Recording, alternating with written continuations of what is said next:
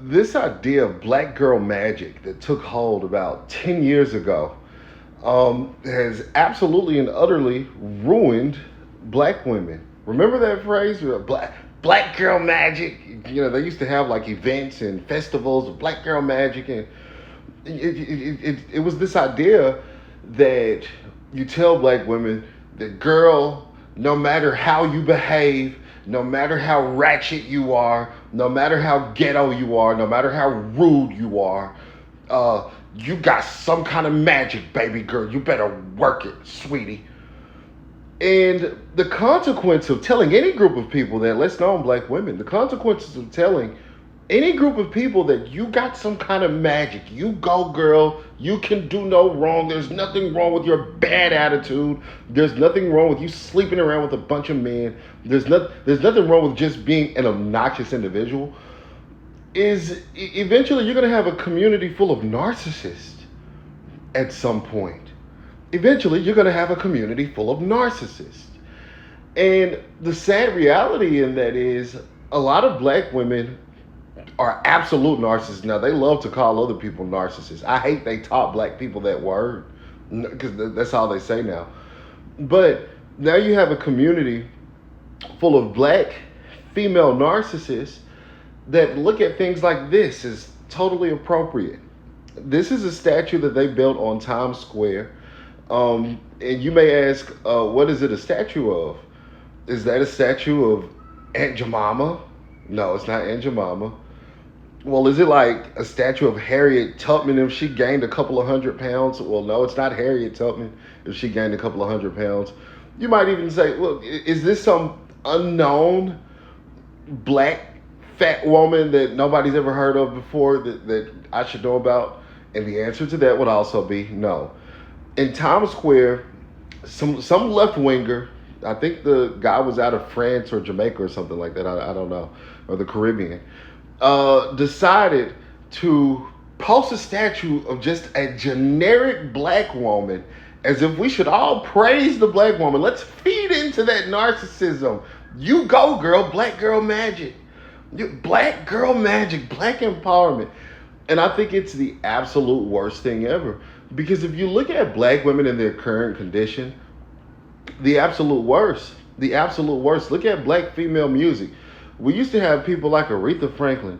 Though you don't call anymore, I sit and wait in vain. Look, that's a beautiful song. What's the song now? What's the song black women listen to now? Ski yeet when you see me and you wanna say what's up. Ski yeet, ski. What does ski yeet mean? What does that mean? Sexy Red couldn't tell you what the hell ski yeet means. It's just some stupid, obnoxious phrase that black women go around saying, ski yeet, ski yeet. And this is what we worship? This is magic. No, that woke, you don't get it. Woke progressive, you don't get it. That's black girl magic. Oh, please, get the hell out of here. I would say get the F out of here, but they told me to stop cussing so much on the channel, so I'm going to try to stop cussing. But this feeds into narcissism. Let's look at this. This is I decided to Google black girl magic. This is the definition of black girl magic. Black girl magic is a term that celebrates the beauty, strength, and unique power of black women and girls. Now, what unique power do it take to go around hollering ski yee? That don't take no unique power. Now, at one point, I'd say black women were extremely wholesome, extremely decent women. Prior to like the 70s, maybe even up until the 80s, you had the Florida Evans type black woman who took care of her kids. She got married. That's probably the most important thing. That's probably why black women are so messed up. But most of them don't get married now. They're single for life. But they got married. They raised their children. They went to church. They didn't cuss. Can you imagine? Let's look at a video. This is a video I ran across, and it's not that hard to find. I ran across.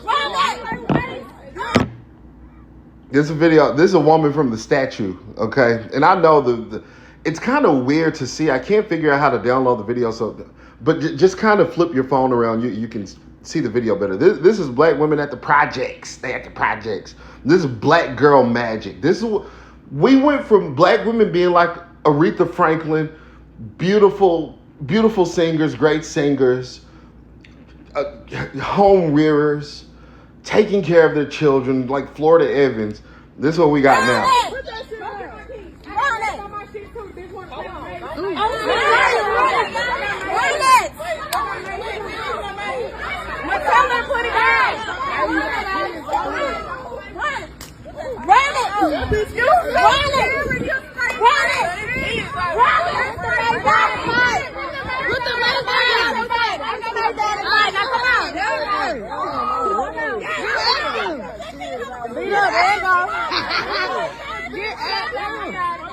Get her ass.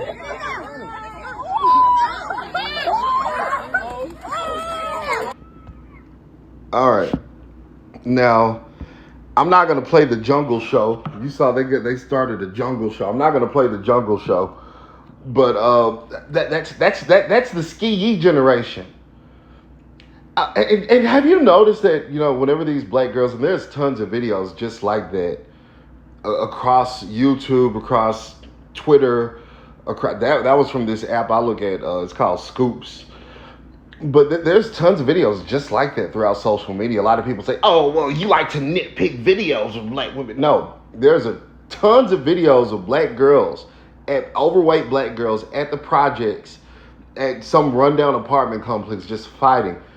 I stayed in this ratchet apartment not too long ago. These are ratchet apartments. I live in Little Rock, and every week, I promise you, I would get off work, I would drive by every week. It would be another fight. Different groups of girls. It's not like it's the same group, engaging in this. Then I'd say, okay, these are trouble kids. No, it was all of them. It was all of them. And have you noticed that whenever they fight, they will scream the same phrase out loud over and over and over? Have you noticed that? Girl, get your hands off of me. Girl, get your hands off of me. Girl, get your hands off of me. Girl, get your hands off of me. Or this is another one they like to say. Whoop that bitch ass. Whoop that bitch ass. Whoop that bitch ass. Whoop that bitch ass. Whoop that bitch ass. Whoop that bitch. And I'm like, how retarded do you have to be to not only scream that loud in public, but how retarded do you have to be to scream the same thing over and over and over? What are you communicating? What are you communicating? You're not even communicating. You're just screaming and being fat and being obnoxious. And black women haven't always been like this. And look, it takes me to talk about a black woman. Look, they call it black girl magic. I dated a big old fat black girl. Y'all know me talking about Dynasty. Dynasty. My ex-girlfriend, I'm with a better woman now. But my ex-girlfriend, I promise you, I will show a picture of her, but I'm not going to be messy in this video. She weighed 400 pounds, over 400 pounds. In fact, she weighed about 425 pounds. 420. And she thought she had some kind of black girl magic. You couldn't tell her that she wasn't the hottest thing walking on planet Earth. Oh, I'm fine. I just got a little bit of weight. Just go in public. If I was that big, I wouldn't like drawing attention to myself. If I was that big, I would walk into a restaurant, I'd get in a corner somewhere, I'd politely say what I wanted, and I'd put my head down. Not her, not this big fat heifer. She go in the restaurant and be the loudest one. Ooh, I don't know what I'm finna eat. Ooh, all this look good. And don't get her and her fat friends. I don't know what it is about fat black women. They don't like having regular friends. They got to get other fat black loud friends. Boy, they got kicked out of so many restaurants. And the crazy part is, they would always say the service was bad. They would say, oh, that was a bad waiter. We ain't going to tip them. Well, heifer, you wasn't going to tip in the first place because they don't like to tip. But we not tipping them. This is bad service. This is bad service. This is bad service. At every restaurant. And a normal person, you would think a normal person says, if I'm getting bad service everywhere I go, it's probably not the service. It probably is me. It probably has something to do with my attitude. I'm gonna go in and just try to be nice and try not to be loud. This thought never crosses their mind. It never crossed her mind, her or her friends. I'd be ashamed to go out with them. Don't, and Lord Jesus, don't take them. I've never seen nobody get kicked out of a buffet. You ever seen somebody get kicked out of a buffet? A buffet, you just sit down and eat. Them big old heifers will load piles of food onto those plates, get loud, order all types of margaritas, get drunk, let one of them say the wrong thing. They in there ready to fight. In there ready to fight. And so this is what black women have become.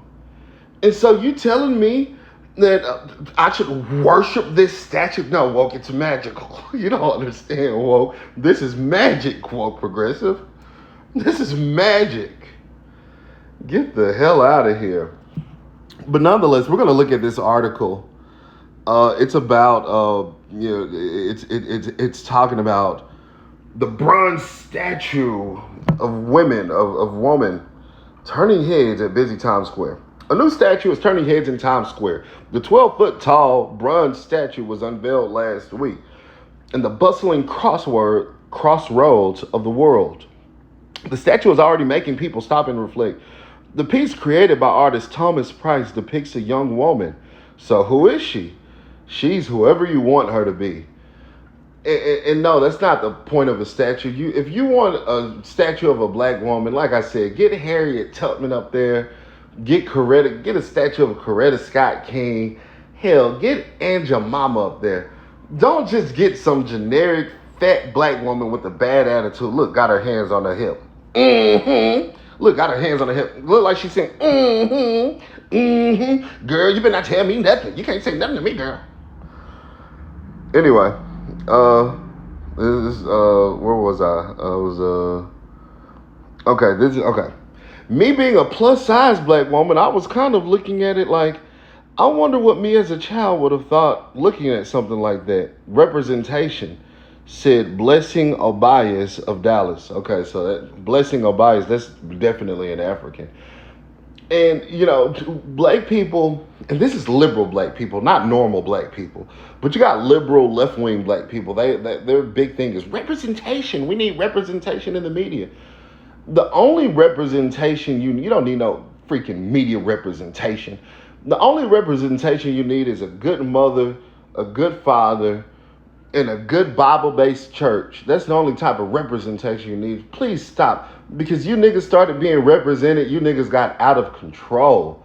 You started letting Sexy Red represent you, letting Sookie Hunter represent you, letting the gangster rappers represent you, letting flashy niggas like Deion Sanders represent you. No, forget representation. The last thing we need is representation. I'm tired of hearing that.